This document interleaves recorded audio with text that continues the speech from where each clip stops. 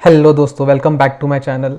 सो guys, आज के इस वीडियो में हम देखेंगे कि येस बैंक में पिछले 6 दिनों में जो प्राइस मूवमेंट हुआ है एफपीओ के अनाउंसमेंट के बाद, वो कहां से कहां तक हुआ है, मूवमेंट कैसा चल रहा है वो हम जानेंगे। इसके बाद हम देखेंगे सब्सक्रिप्शन डिटेल्स और परसेंटेज।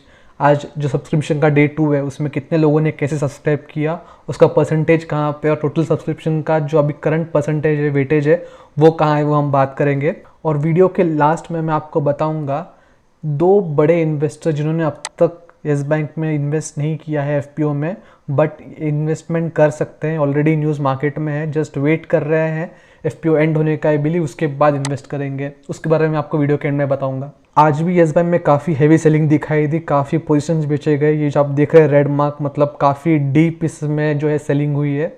ये स्टॉक ओपन हुआ था 20 रुपीज़ में 9:15 को, और 9:20 को ही ये 18.90 तक गिर गया। उसके बाद वो उसी रेंज में चलता गया, 18.5 19 और एंड में ये 9:15 पे क्लोज हो गया। अभी हम आए एनएससी के साइट पे। येस बैंक के गिरने का जो रीज़न है वो सभी को पता है, डिस्काउंटेड एफपीओ। जो वो एफपीओ ला रहे हैं जिसमें डिस्काउंट इतना भारी दिया गया, उसके वजह से ये स्टॉक गिरते जा रहा है। बिकॉज ऑलरेडी लोगों ने इतने महंगे स्टॉक खरीदे हैं, और अगर 50% डिस्काउंट में मार्केट में मिल रहा है तो लोग उस स्टॉक को बेच के सस्ते में खरीदना चाहेंगे। तो ये स्टॉक कल क्लोज हुआ था 20.45 रुपीज़ पे, और आज ओपन हुआ था 45 पैसे कम, 20 रुपये पे।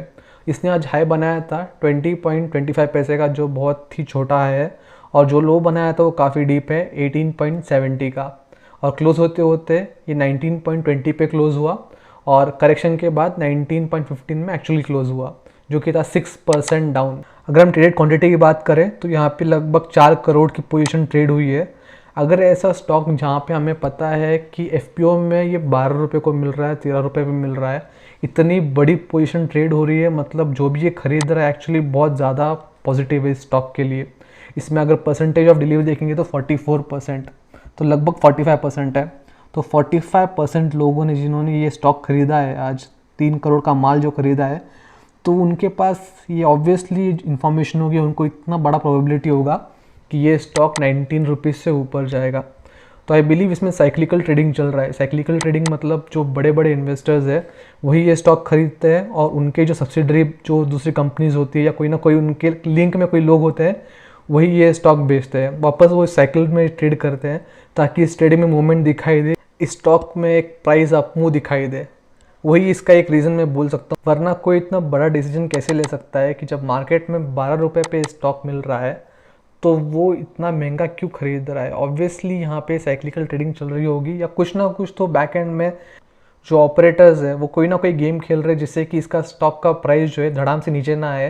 क्योंकि इसका अगर लोअर सर्किट देखोगे तो काफ़ी नीचे रखा गया है, लोअर सर्किट अराउंड 20%, जो कि एक और स्ट्रेंज फैक्टर है। बिकॉज जो इतने वॉलेटाइल स्टॉक्स होते हैं, येस बैंक जैसे स्टॉक या छोटे पेनी स्टॉक्स, इनकी जो लोअर बैंड और अपर बैंड होती है काफ़ी नज़दीक में होनी चाहिए, 5% या 10%, बट ये स्टॉक 17-18% तक नीचे जाता है बिना लोअर सर्किट को टच किए। और स्ट्रेंज बात तो ये है कि लोअर सर्किट टच होने से पहले ही वापस रिबाउंड कर जाता है, और ये बीच में आके क्लोज होता है। तो ऑब्वियसली इसमें कोई ऑपरेटर ट्रेडिंग चालू है, तभी इतने वॉल्यूम पे इतनी डिलीवरी दिख रही है। वरना कोई भी ये स्टॉक इतने हाई प्राइसेस में ओपन मार्केट में नहीं खरीदेगा, जब एफपीओ में उन्हें इसका 50% या अगर देखें तो अराउंड 30% डिस्काउंट पे मिल ही रहा है। सो मैंने यहाँ पे आपके सामने पिछले 6 ट्रेडिंग सेशन में जो प्राइस पे ये ओपन हुआ है और जो प्राइस पे ये क्लोज हुआ है उसका डेटा लगाया हुआ है। ये मैंने एक दिन पहले से डेटा लिया है कंपेयर करने के लिए, बिकॉज 10 जुलाई को ऑफिशियली ये न्यूज़ आई थी एफपीओ की, और 9 जुलाई में ऑलरेडी लोगों को भनक पड़ गई थी, ऑलरेडी रूमर्स चल रहे थे, ऑलरेडी कोई मीडिया हाउसेस ने इसकी इन्फॉर्मेशन लीक कर दी थी, बट ऑफिशियली जो इन्फॉर्मेशन आई थी वो थी 10 जुलाई को। तो अगर हम देखेंगे तो डे 1 और डे 2 में ज़्यादा भारी गिरावट दिखाई नहीं दी, बट जैसे जैसे दिन बीतते गए गिरावट काफ़ी डीप होती गई, 10%, 20%, 13% तक जो है इस स्टॉक का प्राइस गिरते गया। बस 14 जुलाई और 15 जुलाई में अगर देखोगे तो क्लोजिंग प्राइस जो है ऑलमोस्ट बहुत पास में था, इसमें ज़्यादा डिफरेंस था नहीं। तो अगर आप देखोगे 6 ट्रेडिंग सेशन में इस स्टॉक का प्राइस 7.55 रुपीज़, 7.5 रुपये से कम हो गया है। 26 रुपये से डायरेक्टली 19 रुपये पे आ गया है एफपीओ के न्यूज़ के कारण। बिकॉज जब कोई स्टॉक इतना डीप डिस्काउंटेड प्राइस में मिलता है तो ऑब्वियसली नेगेटिव सेंटीमेंट्स फैलते हैं, ऑब्वियसली लोग जो है इसको होल्ड करना चाहेंगे नहीं और चीप रेट पे बाय करने का सोचेंगे। सो इसीलिए इसमें 7.5 रुपये गिरावट हुई है बस 6 ट्रेडिंग सेशन में। अगर हम परसेंटेज में निकालें तो 28.3%, लगभग 30% की गिरावट हुई है पिछले 6 ट्रेडिंग सेशन में। तो 6 ट्रेडिंग दिन में अगर कोई स्टॉक 30% से गिरता है तो एक्चुअली ये बहुत ही अलर्टिंग न्यूज़ है। तो अगर हम देखेंगे अभी 17 जुलाई से लेके ये स्टॉक के लिस्टिंग तक जो कि 27 जुलाई, तब तक अराउंड 6 से 7 ट्रेडिंग सेशन है। अगर हम ऐसा अज्यूम करें कि ये 30% गिरेगा सेम रेशो पे, तो लिस्टिंग डे तक ये 13 रुपीज़ पे ऑलरेडी आ जाएगा। तो अगर आप 13 रुपीज़ पे अलॉटमेंट ले रहे हो तो आप नो प्रॉफिट नो लॉस पे रहोगे उस दिन। सो ऐसा कोई थंब रूल नहीं है कि ये इतने परसेंट से क्योंकि गिरा है अब तक आगे भी इतने परसेंट से गिरेगा।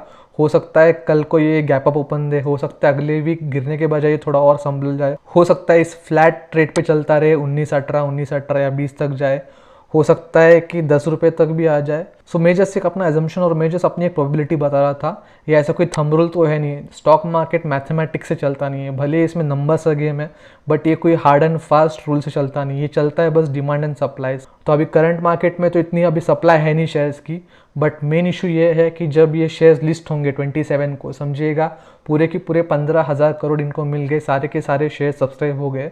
जिस दिन ये लिस्ट होगा उस दिन जो शेयर की लिक्विडिटी है बहुत ज़्यादा होने वाली है, सप्लाई बहुत ज़्यादा होगा बट उतना डिमांड होगा नहीं मार्केट में। तो अगर आप जानते हैं कि मार्च में 75% शेयर्स फ्रीज करने का रीज़न यही था ताकि मार्केट में लिक्विडिटी कम रहे, शेयर्स फ्लो कम हो, ताकि डिमांड बढ़ जाए, और डिमांड जब बढ़ेगा तो ऑटोमेटिकली शेयर का प्राइस बढ़ेगा, और बढ़ा भी था।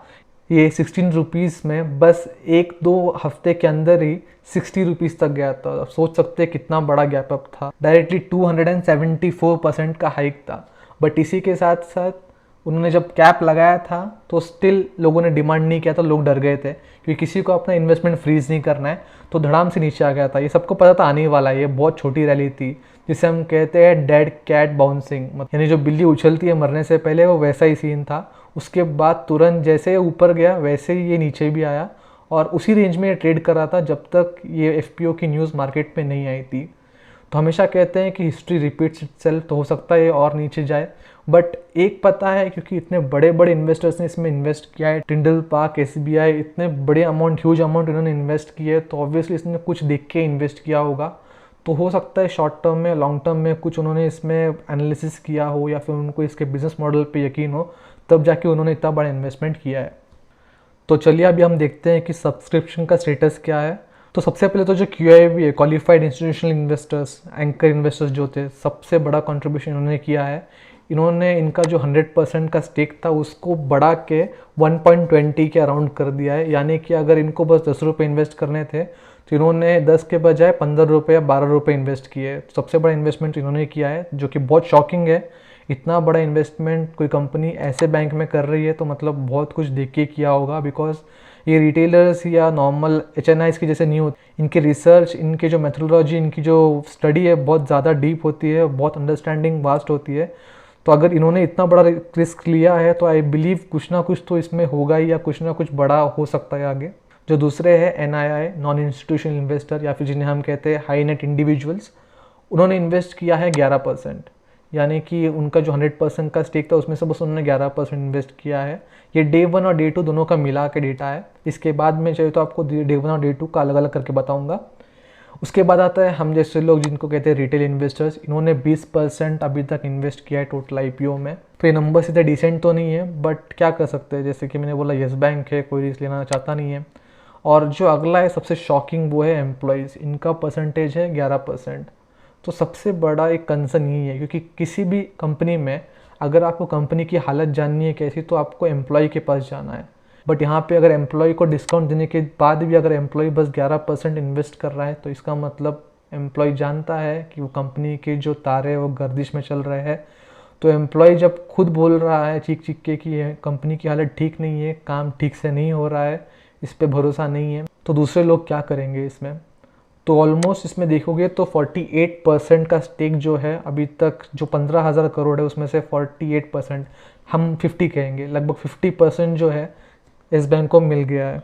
तो 50% येस बैंक को मिल गया है। सबसे बड़ा 50% में से 90% तो यहाँ पे जो एंकर इन्वेस्टर्स है, जो बड़े इन्वेस्टर्स है, बड़े बैंक्स या बड़े इंस्टीट्यूशंस थे, उन्होंने खरीदे हैं। जो बाकी चिल्लर पिल्लर है वो बाकी लोगों ने खरीदे हैं, जैसे कि एम्प्लॉयज़, रिटेलर्स, HNIs। तो उनको हम कुछ कह नहीं सकते, बिकॉज अगर इतना भी इन्वेस्ट कर रहे हैं, अगर रिटेलर्स 20% इन्वेस्ट कर रहे हैं, तो आई बिलीव ये एक काइंड ऑफ बड़ी न्यूज़ ही है, बिकॉज इसकी जो सेंटिमेंट्स है रिटेलर्स के पास अच्छे नहीं है। रिटेलर्स के साथ हमेशा इन्होंने नाइंसाफ़ी ही की है, फिर भी अगर रिटेलर्स 20% इन्वेस्ट कर रहे हैं तो बड़ी बात है। तो अगर कल की बात करें तो आई बिलीव ये 48% या फिर जो 50% है ये एटलीस्ट 70 से 75% तो हो जाएगा। अगर हम डे 1 और डे 2 में बाइफरकेट करते हैं, डे 1 में QIB ने 50% स्टेक लिया था और डे 2 में 120% स्टेक लिया है, डायरेक्ट डबल से भी ज़्यादा। NII या जो HNI हम कह रहे हैं, हाई नेट इंडिविजुअल्स, उन्होंने पहले दिन बस 5% का स्टेक खरीदा था और उनका स्टेक भी डबल हो गया है, 11% पे आ गया है।